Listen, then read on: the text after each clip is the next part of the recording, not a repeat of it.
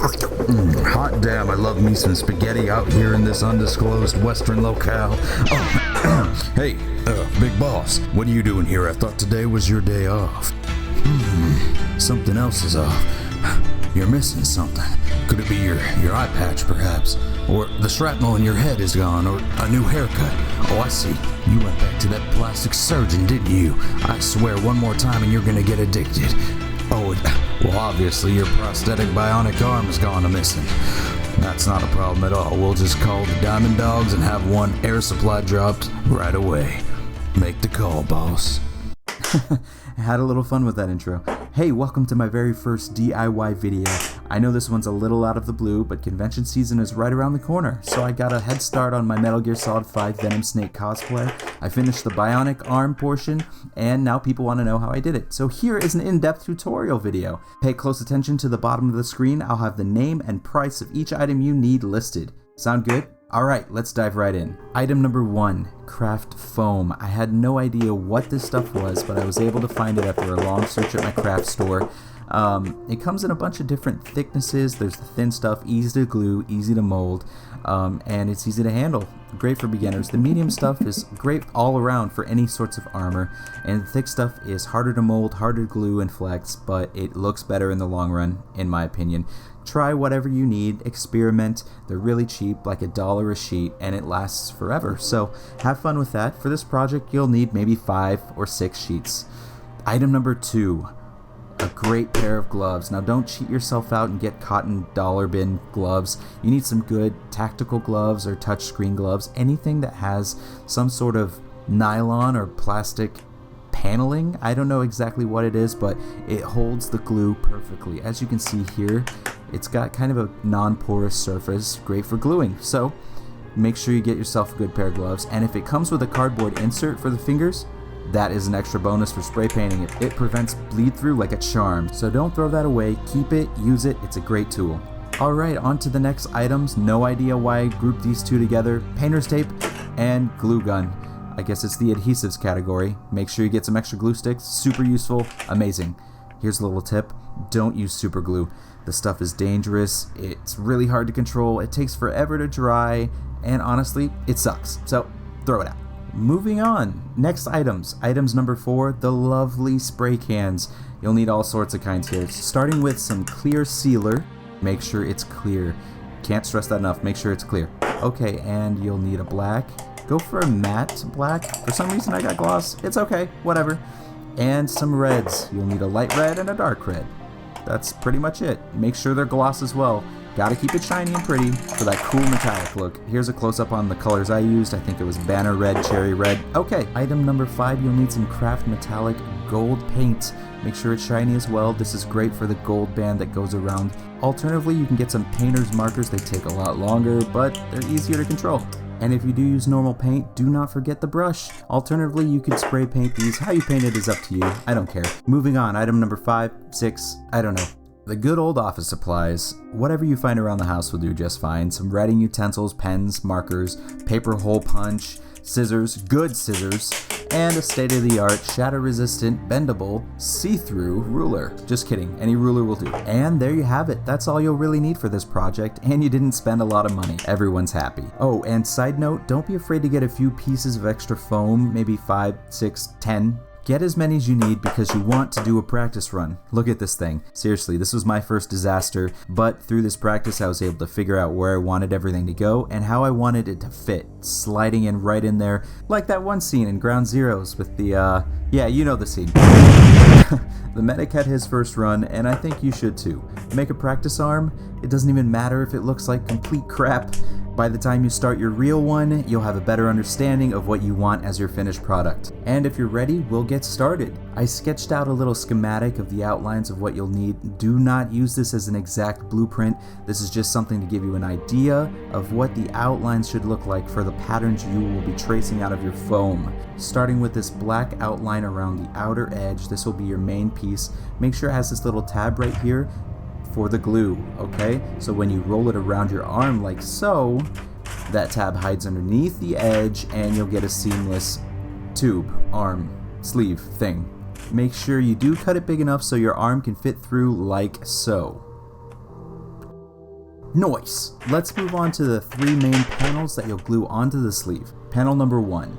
This is the smaller red panel that goes on top of the forearm. Panel number 2 is the larger back panel that goes behind the forearm. And number 3 is the inner and outer elbow encasing. Be sure to leave space for the gold strip and the bottom vent. I'm putting on the schematic just to give you a general idea of what it'll look like when it's done. Fantastic! Now once you have the pieces cut out, you can go ahead and cut out the detail parts like this latch cover and the screw holes using the scissors or box cutter or paper hole puncher. Now get a good look at this schematic. I'll hold it here for a few seconds. Just pause the video or whatever you have to do because it's going away. You're doing great so far. Next schematic, the hand. Now this part is equally as challenging, but it's not so hard once you get all the pieces cut out. Starting with the first piece, the black padding that goes underneath the main red part, which is next right there. And you'll need to cut out 4 little semicircle shapes that go on top of the hands as the big knuckles. Moving to the fingers, each finger is made up of 4 pieces. You've got the main knuckle and the bone shaft. Ladies? Sorry, focus. So, it applies to both parts of the finger, but not the fingertip. I went ahead and just painted the fingertips red because it's easier. For some parts, it really is okay to be lazy. Now moving to the thumb, it's a little easier. You'll just need one big rotary part for that big joint that goes on the base of the thumb, right there, and a bigger shape for the main muscle of the thumb, and some sort of ring joint as well before you go to the fingertip, which again, I painted because I'm lazy. And again, I'll hold the schematic up to the screen. Go ahead and pause the video, get a good look at it, because it's gone! Let's move on to putting it together, shall we? Once you have a good base piece sized just right, get your glue gun ready because you're ready to glue. Oh, one thing you could invest in are some of these little tiny hand clamps. These are great for putting on setting pieces and letting them sit so you can work on other stuff. I'm going to slip on my arm so you can see how it fits. It's good to have a 1/2 inch on top for clearance and movement. Oh, Snake, look at how freely your wrist moves. Oh, stop it, shucks. No, stop it. I mean, stop it. Also, 2 inches of clearance near the inner elbow is great for obvious reasons. And how much clearance you need on the outer elbow is totally up to you. Line up that bottom panel to the bottom of the base and attach with glue. You could hold it down there for 10 to 20 seconds until it sets, or use the clamps. Just be careful and make sure it's lined up right where you want it. Steer clear any glue away from the detail areas such as this little panel here and the screw holes. You don't want any glue there yet. Okay, let's move on to painting. A few notes about painting. You could paint the panels before attaching them, but the paint may crack when you attach it due to the roundness of the arm. Before you put on any color, start with a layer or 2 of sealer. This stuff seals up all the pores of the foam, making it easier for the paint to adhere. You could use this other stuff called automotive Plastidip. Sealer works just as well. Oh, and make sure to follow the caution labels on the back of the cans. Paint in a well-ventilated area, and be safe. Feel free to use painter's tape for the edges to come out nice and smooth. Okay, as for the colors, use a nice matte black for the bottom or the base of the arm here. I used a gloss banner red for the top of the forearm and a gloss cherry red for the back of the forearm. And obviously a gold gloss paint for that gold area. Now let's move on to the hand. I'll slip it on here for a demonstration. Oh, that's cute. Excuse me. Well, we might as well start with the longest finger, the middle one, as a visual. When you're ready to put it all together, just follow the same techniques that you did for the forearm and you'll be just fine. You could even use the same spray paint colors as well. For the maintenance text or damage effects or outlining, use a metallic marker or a painter's marker. To get the black and red fading effect on the forearm, take the spray can and lightly spray outwards in short, quick bursts. Just keep repeating this process until you get the perfect fade. Now, believe it or not, a lot of people were asking me how I got the perfect metallic bolt look or nut look that I got here on the screws. Well, secret is I used real ones. So they're called machine nuts and you can get them at any hardware store. Go ahead and just glue those in whenever you want. And if they're not gold, use your gold paint and paint them gold. I also painted a few machine nuts black for the ones that go on the hand here. Now, one of the more challenging parts of putting the whole thing together and making it look believable was finding the maintenance text. It's basically impossible to read in-game if you don't have the actual replica of the arm. For this, you want to use the ultrafine white painter's marker. For the actual text itself, I had to do a lot of research on the replica and find close-up pictures, so I have some general or educated guesses on what they actually say.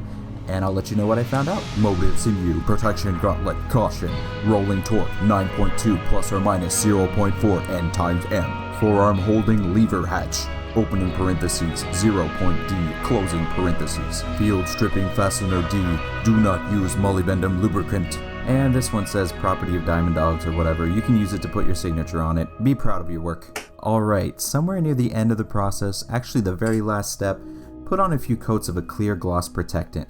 This will keep it from cracking or doing anything that will damage it.